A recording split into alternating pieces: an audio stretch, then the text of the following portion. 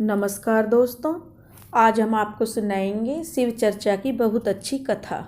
अगर आप हमारे चैनल पर नए हैं तो प्लीज़ हमारे चैनल ज्ञान गंगा को लाइक करें, सब्सक्राइब करें और शेयर करें। किसी नगर में दो भाई रहते थे। दोनों की पत्नी थी। दोनों भाई बाहर शहर में जाकर नौकरी करते थे और घर पर उनकी पत्नियां रहती थीं। वे लोग महीने 2 महीने में आते और 2-4 दिन रहकर फिर वापस शहर चले जाते। अब उनकी पत्नियां भगवान शंकर को बहुत मानती थीं, शिव जी की पूजा बहुत करती थीं। छोटी देवरानी बहुत संस्कारी थी। दोनों मिलकर रहती थीं, देवरानी जेठानी।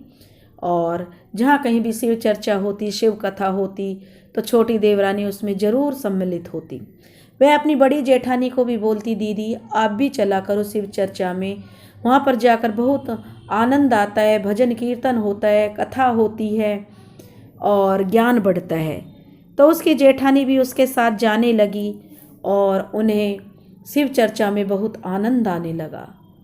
अब वे दोनों जहाँ भी शिव चर्चा होती जाती, घर का काम करती और प्रभु का गुणगान करती। उन्होंने भी शिव को गुरु मान लिया और उनके 3 सूत्रों का पालन करती। अब की बार उनके पति को काफ़ी दिन हो गए थे गांव आए हुए। शिव भगवान की कृपा उन पर काफ़ी थी, इसलिए उनके पति का भी काम धंधा ठीक तरह से चल रहा था।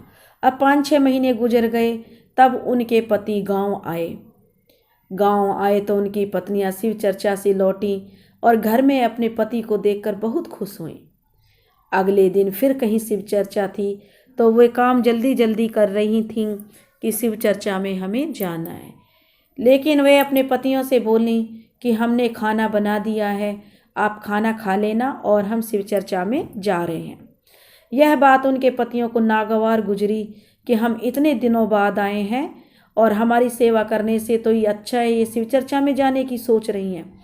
इनको ये नहीं है कि आए हैं बात करें, उनका हाल चाल पूछें, लेकिन इनको तो शिव चर्चा में जाने की लगी हुई है।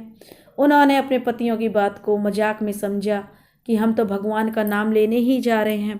भगवान में उनकी अटूट श्रद्धा थी, भोलेनाथ में। अब वे दोनों शिव चर्चा में चली गई और उधर उनके पति रुष्ट होकर अपना शहर के लिए निकल दिए कि जब इनको ही हमारी परवाह नहीं है तो हम यहाँ रुक कर क्या करें, ये तो शिव चर्चा में चली गई हैं। एक पड़ोसन ने जाकर उनसे बोला, दोनों देवरानी जेठानियों से बोला कि तुम तो शिव चर्चा में बैठी हुई हो, उधर तुम्हारे पति देखो रूस कर जा रहे हैं, वो क्रोध में हैं और बड़बड़ाते हुए जा रहे हैं। तो इस पर उन दोनों ने मजाक समझा और कहने लगी, नहीं माँ जी, ऐसा कोई नहीं है, वो कहीं नहीं जाएंगे। लेकिन उधर वे लोग अपने धुन में जा रहे थे। अब क्योंकि गांव था, गांव स्टेशन से दूर था, तो इसलिए दोनों पैदल जा रहे थे। जब भगवान शिव ने देखा कि मेरे भगतनी तो जो है शिव चर्चा में बैठी हुई हैं और उनके पति रुष्ट होकर जा रहे हैं, तो भगवान शिव ने एक बूढ़े ब्राह्मण का भेष बनाया और उनको जाकर कहने लगे कि भाइयों आप कहाँ जा रहे हो। तब उन्होंने कहा कि हम इतने दिनों में गांव लौटे हैं और हमारी पत्नियां शिव चर्चा में चली गई हैं, उन्हें हमारी बिल्कुल परवाह नहीं है, इसलिए हम वापस शहर जा रहे हैं। बूढ़े बने भोले बाबा ने उन्हें बहुत रोकने का प्रयत्न किया, लेकिन उन्होंने एक भी बात नहीं मानी और स्टेशन के लिए चल दिए। चलते चलते उन्हें शाम हो गई और जो गाड़ी थी वो भी निकल गई। अब वे लोग वहाँ पर बैठ गए क्योंकि गांव भी वापस नहीं आ सकते थे, अंधेरा हो चुका था। तभी वहाँ पर 8-10 डाकुओं ने हमला बोल दिया और जितने भी यात्री थे उन सब से उनका जो भी उनके पास पैसे धेले माल पानी था सब उनका लूट लिया। और उन दोनों भाइयों ने जब उनका विरोध किया तो उन डाकुओं ने उनको मार दिया। जब वहाँ हल्ला मच गया कि देखो स्टेशन पर 2 लाशें पड़ी हुई हैं, आसपास के लोग एकत्रित हो गए कि किसी ने डाकुओं ने देखो 2 भाइयों को मार दिया। धीरे धीरे यह बात आग की तरह गांव में फैल गई। जब यह बात आग की तरह गांव में फैल गई तो गांव के लोगों ने उनकी शिनाख्त की और कहा कि ये तो गांव के दोनों भाई हैं जो शहर में काम धंधा करते थे। जब कुछ लोग उनके घर गए तो देखा दोनों देवरानी जेठानी कथा कर रही थीं, प्रभु का गुण गा रही थीं। तो उन्होंने जाकर कहा कि तुम्हारे पतियों को डाकुओं ने मार दिया है, तुम जाकर उन्हें देख लो। दोनों देवरानी जेठानी बोली कि हमारे साथ ऐसा हो ही नहीं सकता है, क्योंकि हमारे शिव गुरु तो खुद ही रक्षा करते हैं। वो तो हमारे मांग का सिंदूर और हमारे गोद के लाल की रक्षा अपने आप करेंगे। वो कभी किसी का सिंदूर नहीं छीनते हैं, क्योंकि उनका तो जो शिव जी भगवान में अटूट विश्वास था और वे भगवान शिव से अपने पति की लंबी उम्र की दुआएं मांग रही थी और उनसे मन्नतें कर रही थी, भगवान जहाँ भी हमारे पति हों ठीक ठाक हों। लेकिन वो लोग मना कर दिया कि जाइए आप, वो हमारे पति नहीं हैं, हमारे पति ठीक ठाक हैं, उनके साथ कुछ नहीं हो सकता है। ये उनका एक अटल विश्वास था। ऊपर बैठे भगवान भोलेनाथ यह सब देख रहे थे। माता पार्वती कहने लगी, हे भोलेनाथ, देखो इन दोनों देवरानी जेठानी का तुम पर अटूट विश्वास है, नहीं तो इनका विश्वास टूट जाएगा, आपको कौन मानेगा। भगवान भोलेनाथ ने कहा कि इन बच्चों का तो मुझे कुछ ना कुछ सोचना पड़ेगा, क्योंकि इनका विश्वास तो मुझे बनाना है। अब गांव की और औरतें आईं और उनसे कहने लगी, लेकिन वो टस से मस नहीं हुई और भगवान से ही प्रार्थना करती रहीं। अब गांव के लोग बोले कि देखो इनको ना सदमा लग गया है पति की मौत का, इसलिए ये लोग नहीं आ रहे। उन लोगों ने अर्थी सजाई और उनको शमशान घाट के लिए लेकर के चल दिए। जब उनको शमशान घाट के लिए लेकर चल दिए तो एक बूढ़ी औरत उनके घर में आई और कहने लगी, बेटी आखिरी टाइम में उनका मुख देख लो, उन लोगों को मुखाग्नि देने के लिए लेकर जा रहे हैं। लेकिन दोनों बहुएं टस से मस नहीं हुई। उन्होंने कह दिया कि नहीं देखना हमने किसी का चेहरा, हमारे पति तो ऐसे हो ही नहीं सकते। तभी भोले बाबा एक बूढ़े का रूप धर कर आए और उनसे बोले कि बेटी चलो, तुम्हारे पति सचमुच में मर गए हैं, तुम जाकर उन्हें देख लो। अब छोटी बहू जो उनके लिए दोनों देवरानी जेठानी रसोई में खाना तैयार कर रही थी, कहने लगी, नहीं बाबा, हम अपने पतियों के लिए रसोई तैयार कर रहे हैं, अभी थोड़ी देर में वो खाना खाने आएंगे।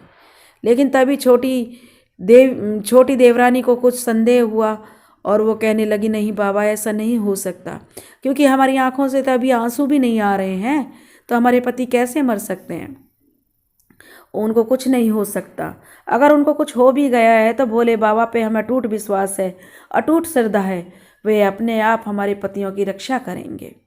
तब भोले बाबा बने बूढ़े साधु ने कहा कि बेटी एक कटोरी में दही चीनी ले लो और मेरे साथ चलो। छोटी देवरानी कुछ सोचकर उस बूढ़े बने भोलेनाथ के साथ चल दी।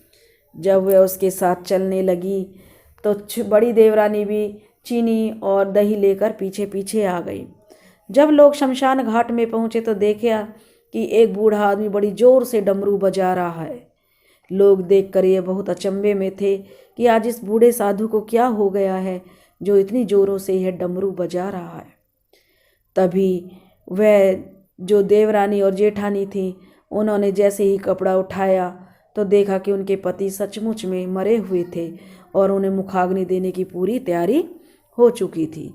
तभी साधु बने भोलेनाथ ने कहा कि एक एक चम्मच दही चीनी इनके मुख में डाल दो।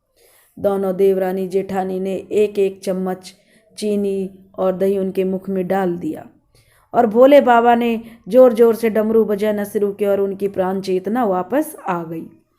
अब वे दोनों उठकर बैठ गए और कि हम तो बहुत सोए। तब लोगों ने उन्हें बताया कि आप सोए नहीं, आप तो ये डमरू वाले बाबा की कृपा से जीवित हुए। जब लोगों ने चारों तरफ नज़र घुमाई तो वहाँ पर कोई नहीं था। उन देवरानी जेठानी ने भी कहा कि साधु बाबा के कहने से ही हम दही चीनी आपको खिलाया है। उन्होंने भी देखा तो साधु बाबा वहाँ से अंतर्ध्यान हो चुके थे। इस तरीके से साधु बाबा बने भोलेनाथ ने उनकी पतियों की रक्षा की।